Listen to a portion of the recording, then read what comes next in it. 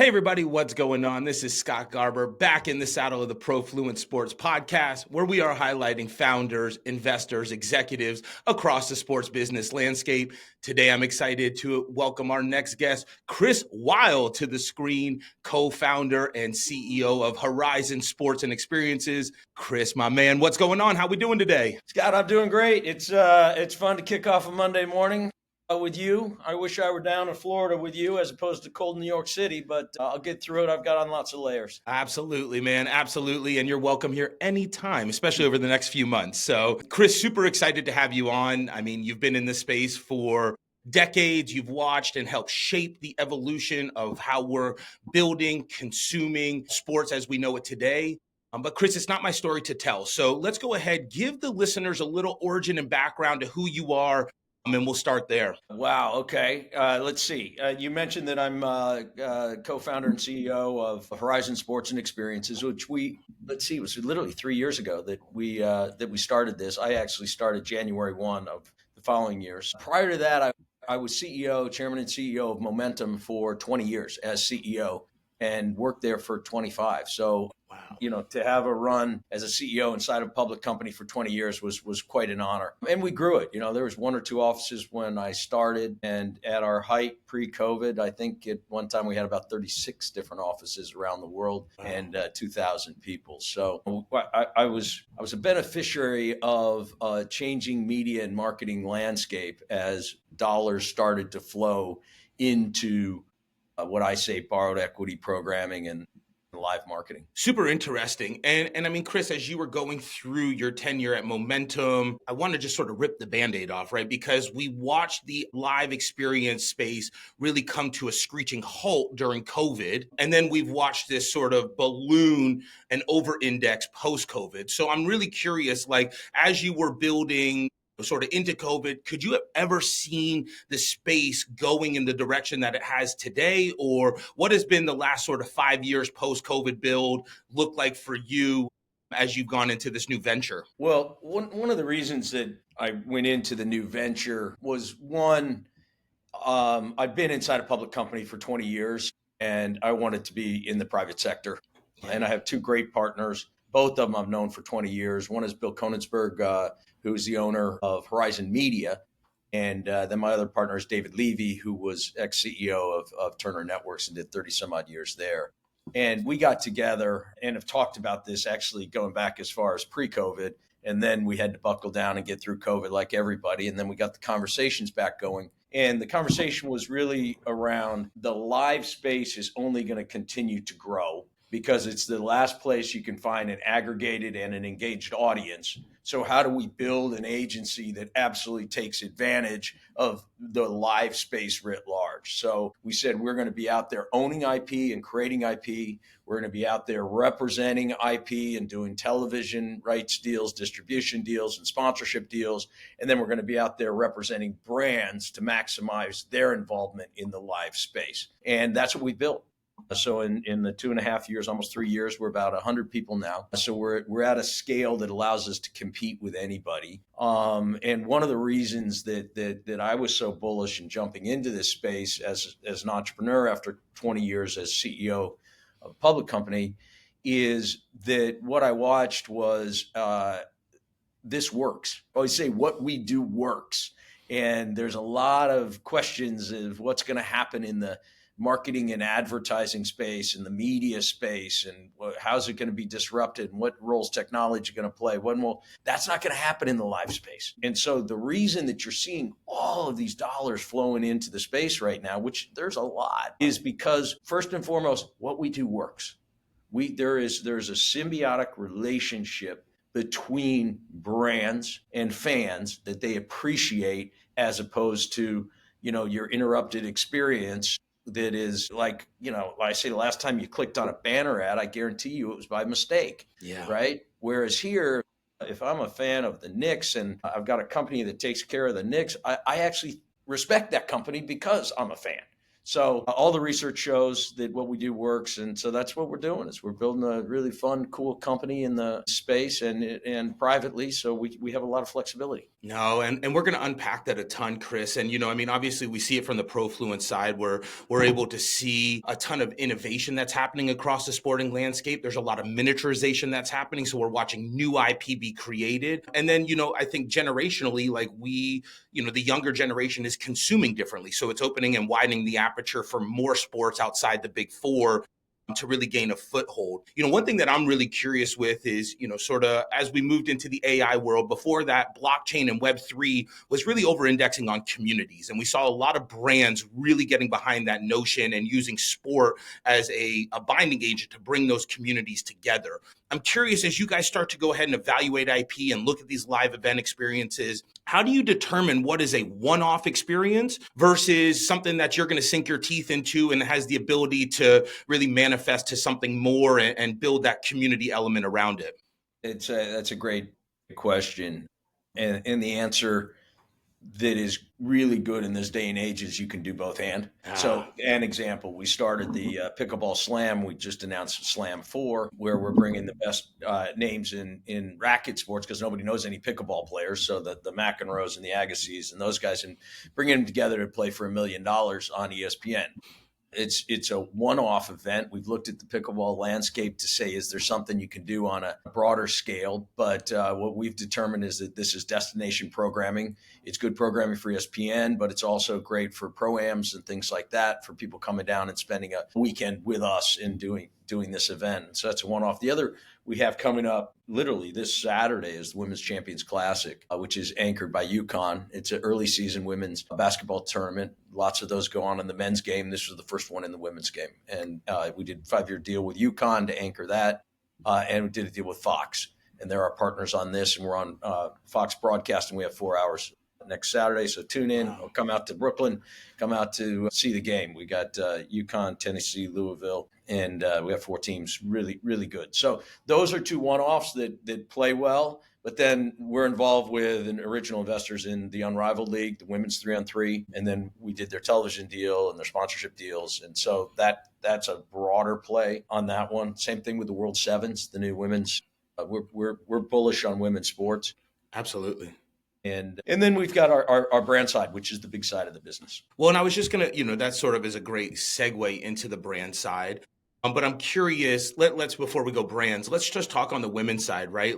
And there's a ton of excitement around it. But as you start to think about the traditional levers to be able to go ahead and get the brands ROI on some of the emerging women's sports, how are you guys de-risking some of these IP properties that are really great, that might not be traditional? Are you guys working and leveraging media distribution to help insulate the IP? What does that strategy look like without giving away the whole kitchen sink there? Well, the thing that we set out to do on the property side, and as we built the agency originally, if we were going to get into non-brand work, right, was that we weren't going to say, come up with an idea, and if we sell it to somebody, we'll execute it. There's a lot of people that do that and we don't believe are successful. So we have enough capital behind us that if we come up with an idea, we assume and take all the risk, or we have a partner that we take a risk with.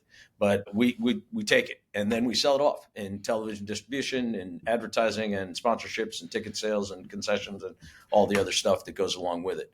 But if we believe in something enough, we take the risk and we take it up front, because you can't be betting that, hey, this is going to happen if we get somebody to sign up. That's just not, that's not a good model. If we believe in it, we'll put our money behind it. And that's how we set up the company, to be able to have the capital to get behind anything that we want to do in the live space, whether it is a small concert series or, big name talent at small venues series, or a basketball tournament, or the pickleball slam, or anything else. So if we believe in it, then we'll take the risk. Very cool. And it's always, from the operator side, right? It's always exciting when you have a partner that puts skin in the game, that is mutually aligned. And we see that from our side, where when you can find alignment from leadership and on the capital, now we start to create this mechanism where we put a really good product out there, and we like to call them win-win-win situations, Chris, right? Everyone's winning there. Yeah, Scott, I think that's a huge part of it, is putting good product out there. That is everything, and the consumer sees through it.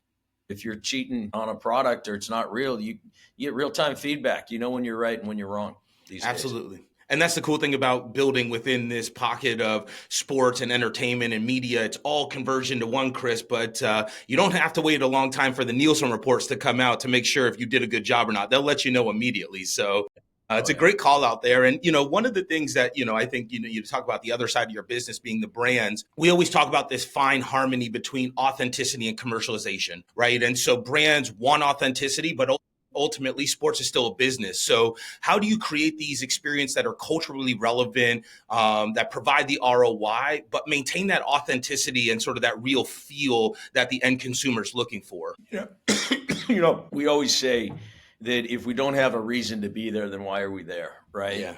And so for a brand to be successful in the live marketing space, you have to have a reason to be there. So I'll give you an example. So Cognizant, we brought them into a big consulting company and pushing their AI consulting like a lot of people these days.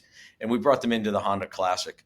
And it's now the Cognizant Classic down in Southern Florida. And we had to find a legitimate reason for them to be in golf. And so the idea we had there was pretty simple. Is we went to TrueSpec, who's the highest end club fitter, and said, let's use our AI technology to help you go from fitting one person in an hour to hour and a half to using the data and AI that you can do 5 swings and we can recommend your shaft, your club, your everything, so that now we've just doubled, tripled your business model or quadrupled how many you can do in an hour. So we're showing a way that our technology, our consulting can help a business in the golf and have a legitimate reason to be there and to talk about how we transform businesses in golf. And that's one of the reasons that we're there. Another one is Venmo. Venmo and PayPal did Big 10, Big 12 deals this year. And we brought Venmo to college campuses with something called Venmo Hall for big games like Michigan State, Ohio State. We're just down at the Big 12 championship game. We had the Black Crows play at the end. We showed up with branded Venmo debit cards for the school and then delivered on custom merch and drinks and, basically spoke in the voice of the college consumer. And what we found is Venmo has a right to be on campus. The kids love Venmo. And so for us, supporting their school was just a win-win. And now they can carry around their Michigan or the Michigan State Venmo debit card, and whether it's physical or digital, and you're supporting your school at the same time doing what you already do, which is use your Venmo. It's super cool. And again, I think those two examples are so relevant, Chris. I think sometimes we hear dollars and we try and put square pegs in round holes to try and make it work. But that's a sprint, not a marathon. And I think that goes to show the methodology of why you guys are continuing to see success from, collegiate sports to pickleball to F1 and everything in between. Chris, I'm really curious, and I wasn't going to go this direction so early, but there's a ton of shakeup happening within the collegiate ecosystem right now. We just watched University of Utah bring in big private equity money. The Big 12 is lined up right now. I'm curious from a strategic lens, when you watch this kind of transformation happen, and a lot of it's around IP, how are you guys jockeying for position with where the future of the NCAA and collegiate sports are going? Well, we've got our IP side where we've done some NIL deals to get the teams to come play and do all that. So we've created some IP with the Women's Champions Classic, WCC, which is Saturday. But then on the brand side, I can't tell you how many of our clients are calling saying, what do we do? Or help me here, right? And so we've been working on a bunch of different deals for a lot of different clients.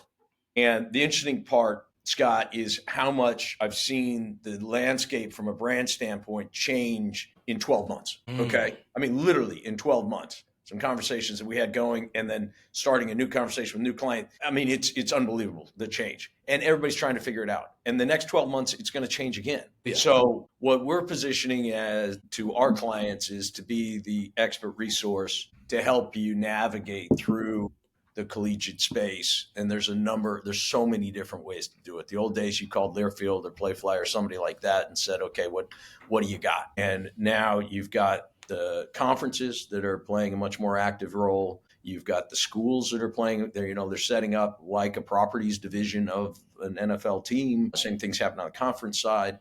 So we're going to see a lot of changes and a lot more money coming in and out of this. And at the same time, remember that it's academia and things, this is a speed that they've never changed at. So there could be a bit of, and you saw that a bit with the Big Ten and how they said, hold on, we're not ready to bring in private equity money. And then you've got the Big 12 saying, hey, we're going after private equity money.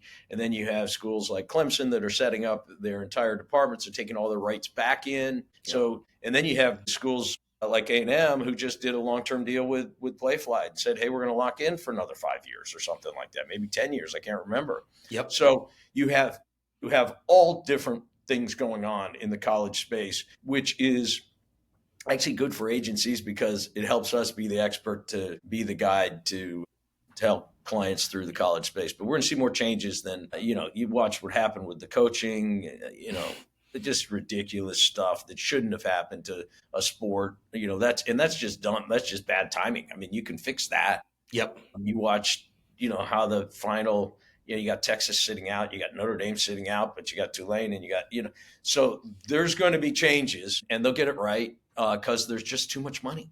I mean, 100%. There's just you look at the rights fees, distribution TV rights fees, and they're only going to keep going up because look at the ratings that we're seeing. And they're also charts. The highest rated games we've ever seen in the history of TV. I think it's interesting building and seeing the timing of this disruption as we continue to democratize access to technology, and it's moving at a pace that we can't keep up with right now. Chris, sports seems to be one of the last frontiers of unscripted media and like the binding agents that bring us to be what makes us human. And so I think we will continue to see the over-index. Not that there is a shortage of IP and emerging leagues. I think we were talking about it before we hopped on. We saw almost a dozen new track leagues come online this year. I mean, we're watching new leagues pop up everywhere. But Chris, there's also this behemoth of a $50 billion youth market that sits beneath college that has a ton of untapped IP. So I'm curious, as you guys continue to navigate and there's so much opportunity, how do you steer the ship, Chris? How do you determine where we go plant our flag and where the opportunities really lie? Well, one of the reasons that David and I created this company with Bill and not with private equity or whatever is that Bill on the media, so he's the largest buyer of probably $9 billion, largest buyer, privately held, a media buyer in the country, and, probably spends, buys $9-10 billion worth of media, something like that. With that comes a lot of discipline and understanding of the consumer audience, right? And that's changing quickly. So what we've done is we have worked with the data spine that is Horizon Media and put an AI engine on top of that relates to sports that allows us to be smart on where people are consuming sports, what they're buying, what they're clicking on. We have data that no one else has. Wow. And that helps drive not only where we recommend brands to go, but where we go and invest our money. So we have 256 million people in this data spine that we know if they are a sports fan, where they spend, how many tickets they bought, how much merchandise they bought, what they click on, what they watch. And that helps us look for trends. And it's how we've ended up in women's sports and some of the work that we're doing there. It helps us find trends, not just, like I said, for our brands and saying this is where you should sponsor, not because the CEO is a golfer, right? That we're going to get in golf. We're going to use data to determine where you should spend your dollars. And then, but at the same time is where should we take the risk and spend our dollars? So we've put some rigorous data behind our agency that, candidly, and we had some good stuff at Momentum, but it wasn't anywhere near what we have here because we were able to leverage 30 years of media buying that has already been doing this, and it just hasn't translated over on the sports side. Yep. Until Publicis launched, there wasn't another agency that was tied to anything as it relates to media. So that was one of our points of difference and why we came in. And Bill's been just a fantastic partner, and the Horizon Media team has. Quick aside. Yeah. It's incredible, Chris, sitting in this chair, we watch a ton of AI innovation starting to infiltrate within sports, right? There's a low barrier to entry. We can get really quality data and come back out of it. We're so bullish in the application in which you guys are applying it, where you have structured data sets, and now you're able to build an intelligence layer that brings data to life, and then we're actually able to apply it to the market. And so It's really neat to hear that expression of AI and not just, using public data sets that exist out there. I mean, it's a true moat. And from the business lens, it's really defensible. And I imagine when you come up against other agencies, that's a pure differentiator to be able to go ahead and take, historical data, match it with where the, trends are pointing, and then come with the solution. Just wanted to call that out. I think it's one of the cooler expressions of AI that we've heard on the podcast. So well done Yeah. there. Thank you. I mean, what it allows, you don't need a data scientist to answer these questions. Why we put the model on, and it's 100% transparent, right? So you can go in as me, talking to clients, say, here are the sources, this is, and you can go down on each one of them. So it's not a black magic box. It's like, here's where we're pulling from all of that. And we have the ability to ingest first party data in a structured walled garden that won't go anywhere else, that then we can match against what we have, which makes it even stronger. So it's an exciting time for the usage of data, right? I mean, everybody had it, but nobody knew what to do with it, right? Yeah. Now, because of AI, it allows you to use this data in real time very quickly. You don't have to get a data scientist that's going to spend 2 weeks. You can get it done in 10 minutes. Well, not quite 10 minutes, but that's how you get the initial pull. So that's cool. Exciting. It's been fun to build it. I do believe it is a moat that will continue to pay out over the years for us. Having said that, all this is changing so quickly that you've got to keep iterating. But right now, I like what we're doing. It's super neat. It's really fascinating.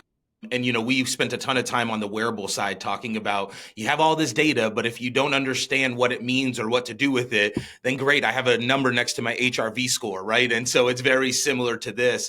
Chris, with this kind of unique insight, we're watching some really unique expressions of leagues leveraging maybe nonlinear talent, right? If we look at a ballers league, they'll use, more of a social approach and leverage influencers. I'm curious, based on some of the data that you guys are seeing, where do you see consumer habits going, for millennial older? And then how do you start to build that gap and continuity with millennial younger, where there's such a difference in the way we consume? Yeah, well, you know this, in looking at how this younger generation is consuming sports.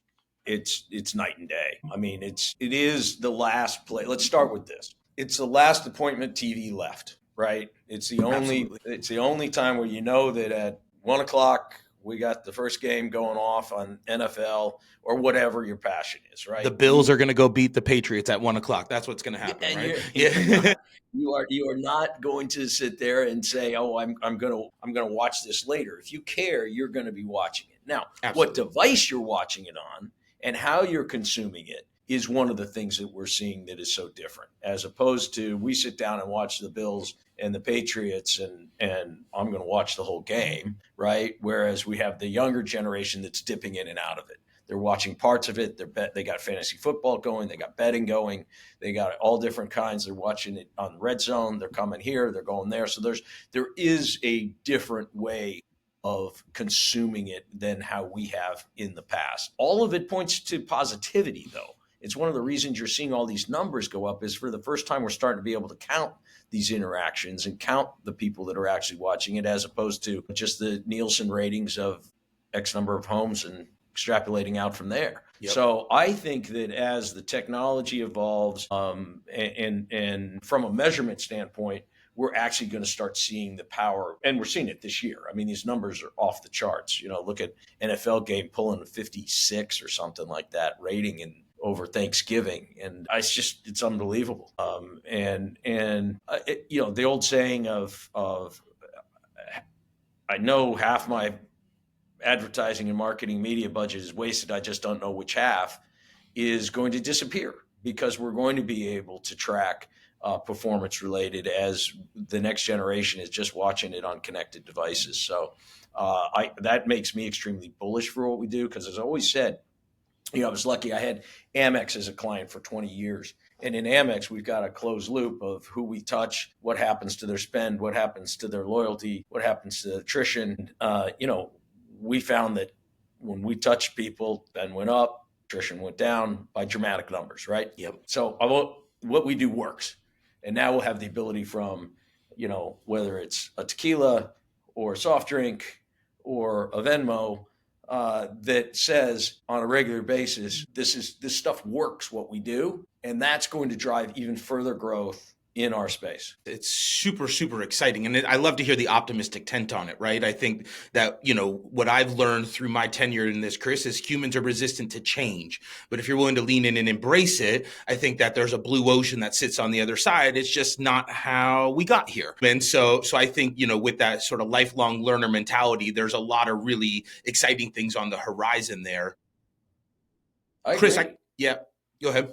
Yeah, I would say, people say, what are some of the differences that AI is going to make in the business? And there's a couple of things that I think are going to be really interesting to watch. One, from a competitive standpoint, I think that we move to more parity because of AI tools, as opposed to somebody having this special black box that made them recruit really well for this season. I think that the more knowledge that's going to be available is going to raise parity in the game. Because both in the college and in the pro side, because you're going to use technology to build a better team, and everybody's going to be using it. So it should drive to parity and more competition, right? And that's something nobody talks about the role that AI could play. AI could make sports more competitive. Let's not talk about the business side of all this. Let's just talk about the sports side of it. It could make it even more competitive, Absolutely. Which is exciting. And you're seeing that in sports today. You're seeing a little more parity other than the Dodgers. Touche. No, this is so cool. And, I love sitting in this seat, Chris. I get to learn so much from folks that are, far smarter and well along in their respected lane of this industry. Two questions, and it's going to sort of back into the global spotlight being on North America with the World Cup coming here. Really curious when you think about these moments in time that crescendo that bring everything together.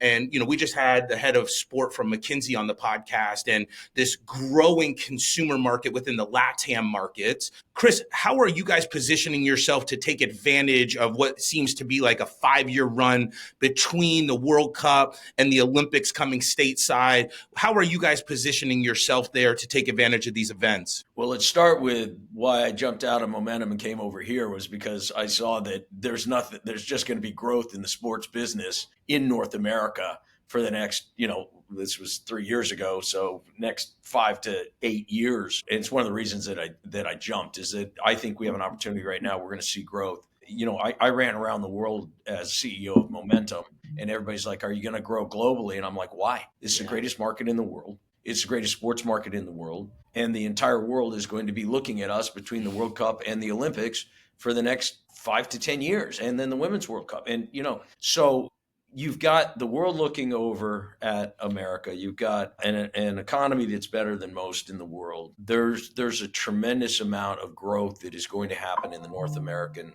just in North America, in the sports and the live space in these years ahead. And that's why we built the company, candidly, is to take advantage of that. And we've got a lot going on with different clients in the World Cup. We're involved with soccer through the World Sevens and with women in the World Sevens. And we've got a number of other things that we're working on in that space. I think that if you look at the amount of requests for tickets, if you look at what's happening in hospitality pricing, if you look at the labor market of people lining up for activations, if you look at rentals of venues to activate, the World Cup's going to be like nothing we've ever seen in this country, and it's going to be really exciting and fun to live through this summer. I think the hardest thing is going to be for agencies like us and Momentum and Octagon and everybody else is to find enough staff. There's massive demand. Interesting. You got the FIFA level, you've got the U.S. side, and then you've got the federations, you've got the local market activations, you've got all these different levels that are going to be trying to grab attention around soccer. Interesting. Starting in the next couple months. I was gonna say it's happening now, right? We're watching all the groundwork being laid, and then it's gonna be a sprint through the summer. And Chris, like now I'm just so curious. Like when you have these moments, and I don't want to call them anomalies, but like there is, for all intents and purposes, like, I mean, it's an anomaly what's going on and having everyone here. How do you then continue to grow your normal book of business if we have to over-index so much to service the soccer side? Put your CEO hat on there. Like how are you thinking about making those decisions? Well, We've been asked by some federations and some local organizing committees to help out and do some work, and candidly, we've turned those down because Got those it. are one-off things. Whereas if I'm working with a brand in their soccer, like New York Life is a client and they're a big sponsor of the U.S. Federation, U.S. Soccer, I will continue to do work with New York Life long past soccer. But we'll Absolutely. help them make the soccer this summer one of the great marketing times of their lives, right? Same thing as you get into the Olympics.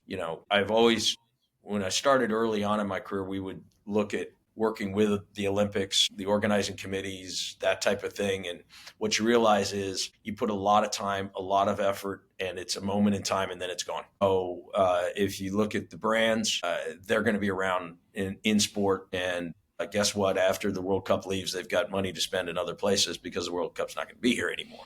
Yep. So how do we make sure that they get the value out of their sponsorship so that then we start talking about other places for them to continue to drive value, both from a brand and a business standpoint? And Chris, I think it's a perfect exclamation point to why you guys built Horizon. I feel like I could sit here and talk to you for hours. Like you're just a wealth of knowledge. But last question as we bring this thing home, Chris, there's a ton of information out there and we talked about it through the interview. There's a ton of change happening. How do you stay sharp? Where do you go to stay up to date? Who are you listening to, reading, to make sure that you're bringing your best product to work every day? A good friend of mine, his name's Mark Darcy. He was chief creative officer of Facebook, and now he is the chief creative officer for Microsoft for all of their AI, Copilot, Wow. and all the rest. And he and I are good buddies. And early on, we were talking about AI, and he had one of the great lines this is like 3 or 4 years ago that I hadn't thought through, which then got me on this journey. Is he said it is going to be the greatest democratization of creativity in the history of the world. And people were like, oh, it's going to steal away creativity. He says, no, it's just the opposite. It's the democratization of creativity, because right now there's so many people with ideas that don't know how to execute. And what AI allows you to do is to take your ideas and use AI to start to bring them to life. There's a step that people don't know how to do to get it out of their head and into reality. And that began my deep dive on everything AI. And so he gave me 27 different newsletters. I try to read them all, but it's staggering what's going on. And then I challenged like my creative department. I'm sending tools to them, and I said, I want you to use this tool for the next presentation and tell me how it works.